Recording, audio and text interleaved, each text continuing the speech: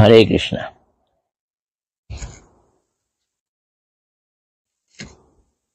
हम लोग श्रील भक्ति विनोद ठाकुर जी के चरणों में अपने आप को अर्पित करने के लिए उनके विषय में, उनके बारे में कुछ चर्चा कर रहे हैं। उसका एक भाग मैं अपनी कथा में प्रेषित कर चुका हूं, भेज चुका हूं। अब दूसरा भाग वो भी संक्षिप्त रूप में मैं प्रस्तुत करने जा रहा हूं। जैसे पहले भी मैंने कहा, श्रील भक्ति विनोद ठाकुर जी का असीम अनंत चरित्र है। उनका अवदान भी बहुत बड़ा है। उसकी चर्चा की ही नहीं जा सकती और मेरे जैसा क्षुद्र जीव तो वैसे भी नहीं कर सकता, अर्थात ये सामर्थ्य नहीं रख सकता कि मैं कुछ कहूं।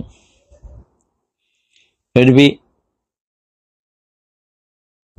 परम वैष्णवों का चरित्र टूटी फूटी भाषा में करके मैं पवित्र होने की कोशिश कर रहा हूं,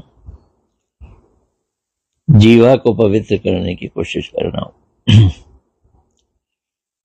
श्रील भक्ति विनोद ठाकुर जी का एक घटना उनके जीवन में बड़ी प्रसिद्ध है। सन 1871 ईस्वी में उड़ीसा की अतिबाड़ी संप्रदाय का एक व्यक्ति था, उसका नाम था विश कृष्ण। उसने कुछ योग सिद्धियां प्राप्त कर रखी थी, कुछ शक्ति संचित कर रखी थी। अपने को वो महाविष्णु का अवतार कहता था। अपने योग बल से उसने बड़ी प्रसिद्धि भी हासिल कर ली थी।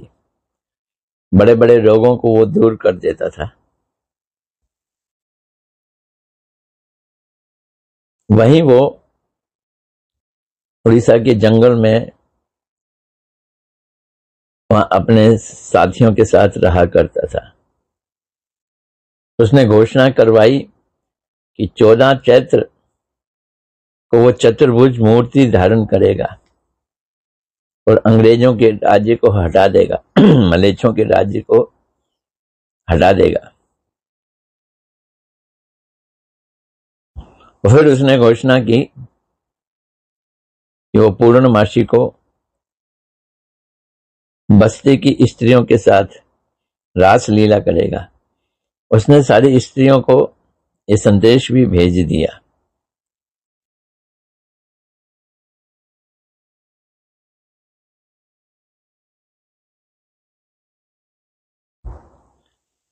जब ऐसा कहा गया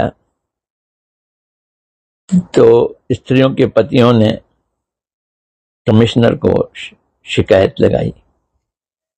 कमिश्नर ने ये केस श्रील भक्ति विनोद ठाकुर जी को दे दिया।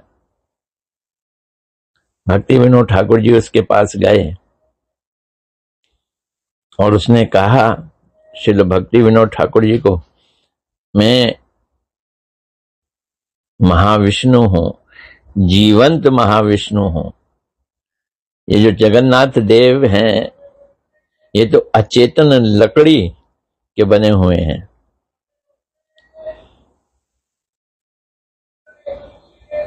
दोनों के बीच में बड़ी बहस हुई।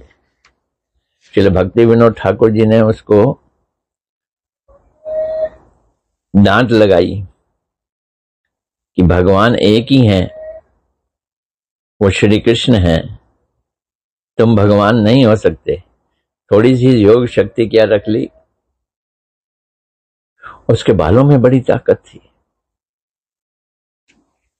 श्री भक्ति विनोद ठाकुर जी ने देखा वो नहीं मान रहा तो उन्होंने अपने आदमियों का कहा, इसको पकड़ लो। तब उसने अपना सिर घुमाया, बाल घुमाए और उसमें से आग निकली।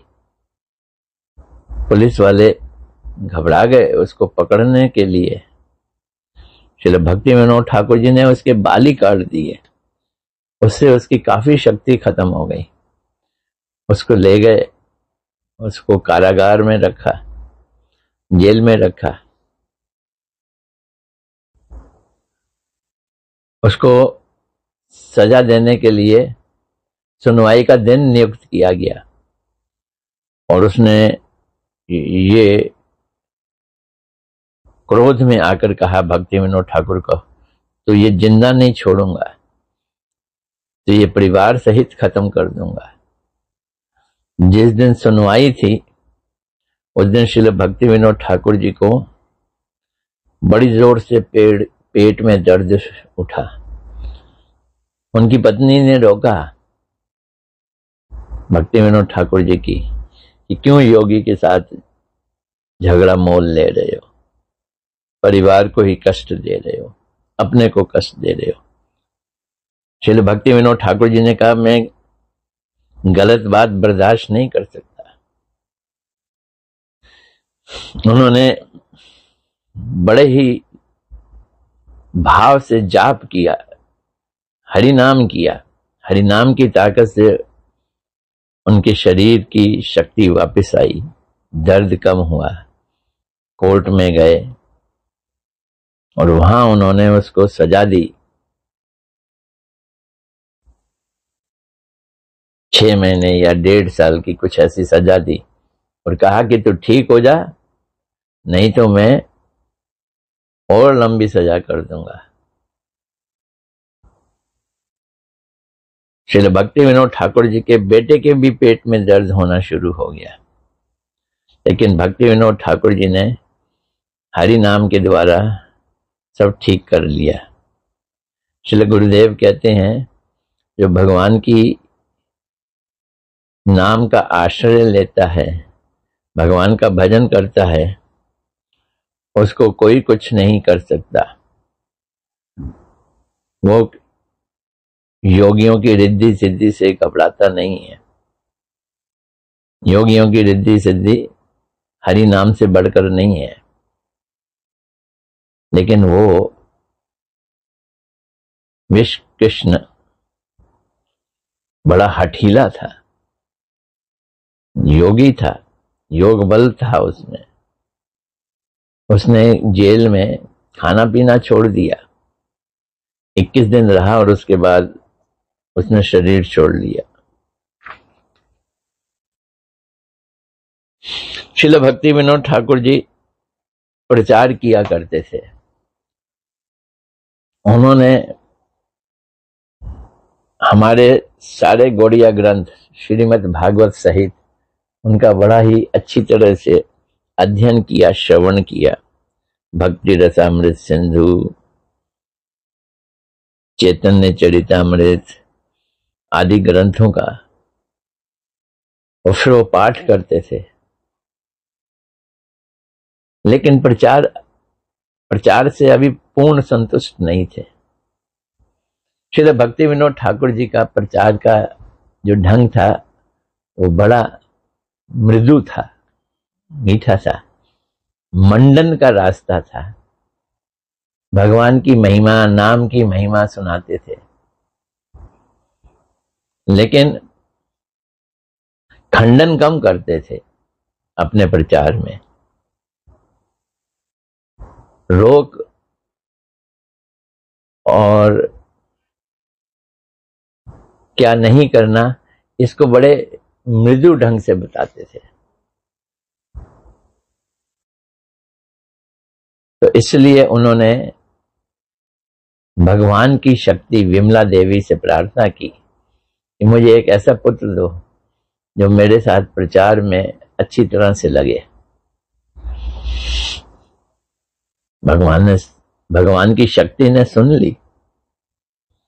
श्री जगन्नाथपुरी में 6 फरवरी शुक्रवार को सन 1874 माघी कृष्णा पंचमी तिथि को दोपहर के 3:30 बजे उनके घर में एक बहुत सुंदर ज्योतिर्मय दिव्य कांति युक्त शिशु का आविर्भाव हुआ।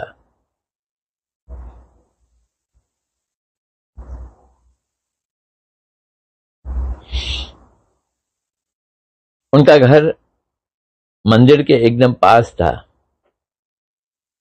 उनकी पत्नी भगवती देवी के गोद में जब ये शिशु आया और श्री भक्ति विनोद ठाकुर जी ने देखा, शिशु में जनेऊ का निशान लगा हुआ था, तिलक के निशान लगे हुए थे। तो भक्ति विनोद ठाकुर जी ने पहचान लिया। विमला देवी ने उनको एक अच्छा शिशु दिया है प्रचार की खातिर। उन्होंने उसका नाम ही रख दिया विमला प्रसाद। कुछ समय के पश्चात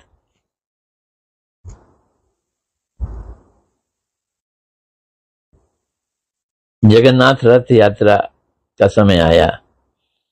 जगन्नाथ जी अपने मंदिर से चले और भक्ति विनोद ठाकुर जी के घर के आगे आके रुक गए। रथ आगे चलने का नाम ना ले। 1-2 दिन बीत गए। तब श्री भक्ति विनोद ठाकुर अपने पुत्र को लेकर जगन्नाथ रथ पे आए। जगन्नाथ जी के नीचे अपने बेटे को रख दिया। ठाकुर जी की माला विमला प्रसाद पे पड़ी।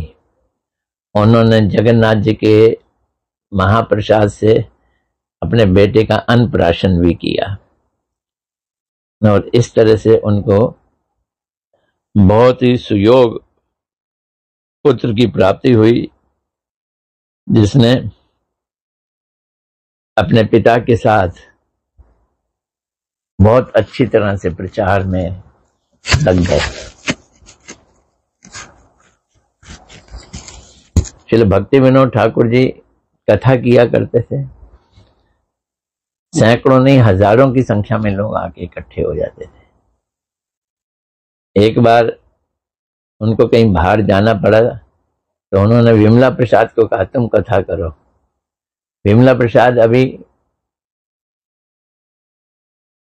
बहुत छोटे थे, किशोर अवस्था में ही थे, और उन्होंने जब प्रचार का कार्य संभाला तो संभालते ही बड़े सख्ती से वार किया। हजारों लोग बैठे थे, पंडे लोग थे, जो कथा तो सुनते थे पर आचरण में उनका कहीं भी भक्ति का भाव नहीं था। मछली वो खाते थे, तंबाकू वो लेते थे, नशा वो लोग करते थे। तो भक्ति विनोद ठाकुर जी ने बड़े सख्ती से कहा कि कथा भी सुनो और मांस खाओ तो नरक में जाओगे, कथा भी सुनो और तंबाकू खाओ कभी कल्याण नहीं होगा। इस तरह के सख्त शब्दों से वो लोग बड़े आहत हुए, आना छोड़ दिया। यहां तक कि बाद में लड़ाई झगड़े की नौबत आ गई। तब भक्ति विनोद ठाकुर जी आए तो उन्होंने अपने पुत्र को कहा कि अभी तुम यहाँ प्रचार नहीं करो। और फिर बाद में विमला प्रसाद को नवद्वीप भेजा। वहां पे उन्होंने 19 चरण कई करोड़ हरिनाम का जाप किया, शायद 100 करोड़ का किया। 100 करोड़ हरिनाम के जप किए। श्रील भक्ति विनोद ठाकुर जी के जीवन में एक और अद्भुत घटना है। उस समय के लोग जो नवद्वीप है उसको ही चैतन्य महाप्रभु का जन्म स्थान बताते थे। विष्णुप्रिया जी के द्वारा सेवित नीम की श्री महाप्रभु जी की प्रतिमा नवद्वीप में थी।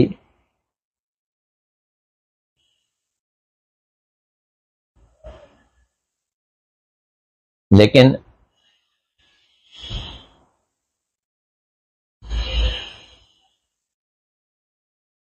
वो तो नवद्वीप में महाप्रभु जी की भक्त लेके आए थे, पर वहां के लोकल लोगों ने नवद्वीप को ही मायापुर बना दिया था। श्री भक्ति विनोद ठाकुर जी ने शास्त्रों के हिसाब से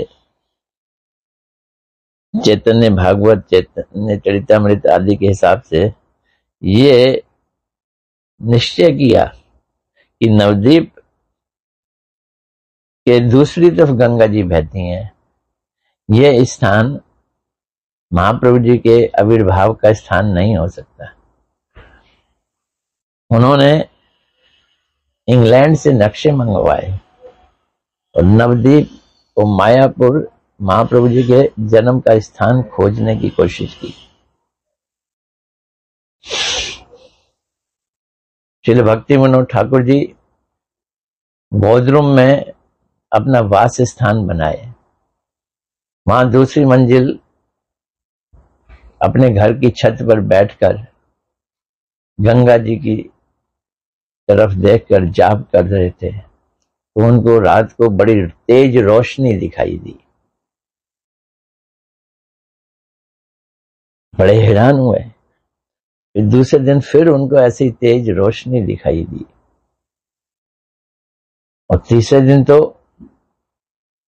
महाप्रभु जी और सब परिकर कीर्तन करते हुए दिखाई दिए रोशनी के अंदर। तब ये वो स्थान को चिन्हित करके वहां गए।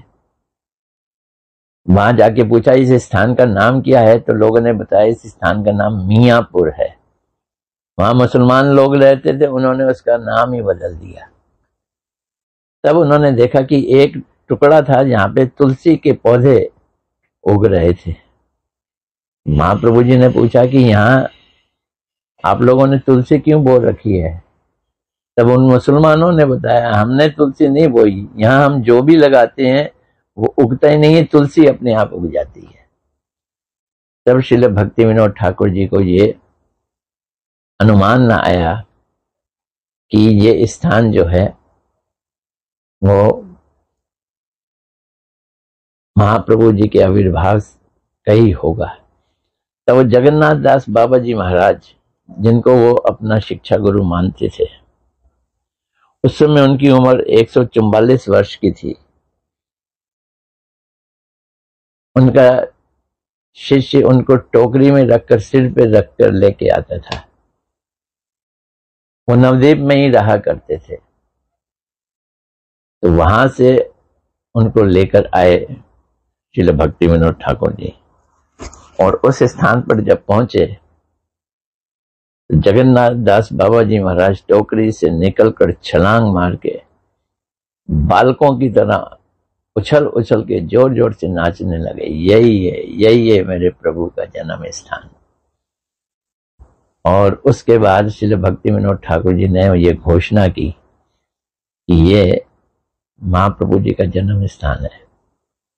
देखो, वहां के लोकल लोग नवद्वीप को जन्म स्थान बतला रहे थे। लोकल लोगों की विचारधारा को काट कर इस नए स्थान को जन्म स्थान के रूप में स्थापित करना कोई सरल कार्य नहीं था। ये श्री भक्ति विनोद ठाकुर जी ने किया और आज सारी दुनिया वहां पे उमड़ घुमड़ कर आती है। महाप्रभु जी के जन्म स्थान को योग पीठ के नाम से जाना जाता है। तो एक तो विमला प्रसाद श्रील भक्ति सिद्धांत सरस्वती ठाकुर प्रभुपाद जी को भक्ति विनोद ठाकुर जी धराधाम पर लाए, राधा रानी की नयन मणि मंजरी। और दूसरा, महाप्रभु जी के जन्म स्थान को उन्होंने फिर से खोज किया। ये दो बहुत बड़े कार्य उन्होंने किए। ठाकुर जी ने बहुत सारे ग्रंथ लिखे और बहुत सारे भजन लिखे। उनकी कविता अलौकिक थी। वो तो जब 2 वर्ष के थे तो उनकी जीवा पे कविता आनी शुरू हो गई थी। हम मंगल आरती में उन्हीं का भजन से मंगल आरती करते हैं। दोपहर की आरती भी, मध्याह्न भोग की आरती में भी उन्हीं का ही भजन गाते हैं। मंगल आरती में विभावरी शेष आलोक प्रवेश, निंद्रा छड़ी उठ जीव। मध्याह्न भोग आरती में यशोमती नंदन ब्रजवर नागर, गोकुल रंजन कान, ये भजन गाते हैं। और संध्या आरती में 2-2 आरतियां गाई जाती हैं महाप्रभु जी की, कि वो जय जय गोरा चांद आरती के शोभा, बड़ी प्रसिद्ध है। सभी मठों में यही आरती गाई जाती है। और दूसरी आरती राधा कृष्ण की, जय जय राधा कृष्ण युगल मिलन, आरती करें ललितादि सखी गण। और उनके बहुत सुंदर सुंदर भजन हैं।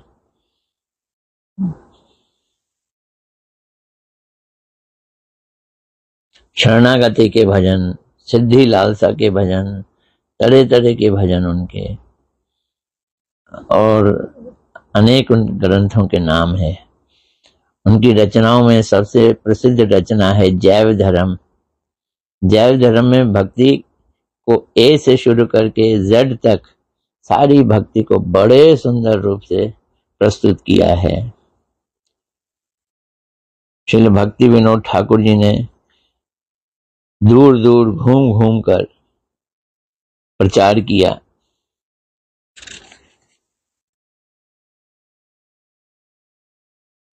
और जब विमला प्रसाद बड़े हो गए तो उनको साथ ले जाकर प्रचार किया। सन 1908 में श्री भक्ति विनोद ठाकुर जी ने अपने जीवन में परमहंस वेश ग्रहण किया। इसे हम एक किस्म से संन्यास कह सकते हैं, लेकिन संन्यास नहीं, घर बार छोड़ के अलग से परमहंस वेश, बाबा जी का वेश धारण किया। और 23 जून सन 1914 में श्री सच्चिदानंद भक्ति विनोद ठाकुर जी ने कलकत्ता भक्ति भवन में गौर शक्ति श्री गदाधर पंडित गोस्वामी जी के अपरकट तिथि के दिन श्री राधा कुंड की मध्याह्निक लीला में प्रवेश किया। ठाकुर भक्ति विनोद जी के अपरकट होने के 6 वर्ष के पश्चात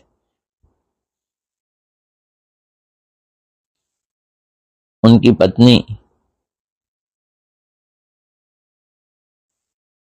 परम पूज्यनीय माता ठाकुरानी श्री भगवती देवी जी की ने भी भक्ति भवन में ही अंतर्ध्यान की लीला प्रकट की। श्रील भक्ति विनोद ठाकुर जी की जो समाधि है वो गोद्रुम द्वीप में स्थापित की गई। इस प्रकार उनके विस्तृत चरित्र का संक्षिप्त रूप से वर्णन करके मैं उनको अपने हृदय से पुष्पांजलि, श्रद्धांजलि और मुखांजलि प्रस्तुत करता हूँ और उनके चरणों में अनंत कोटि दंडवत अर्पित करता हूँ, ताकि वो अपनी कृपा हम सब के ऊपर बरसाएं। हरे कृष्ण।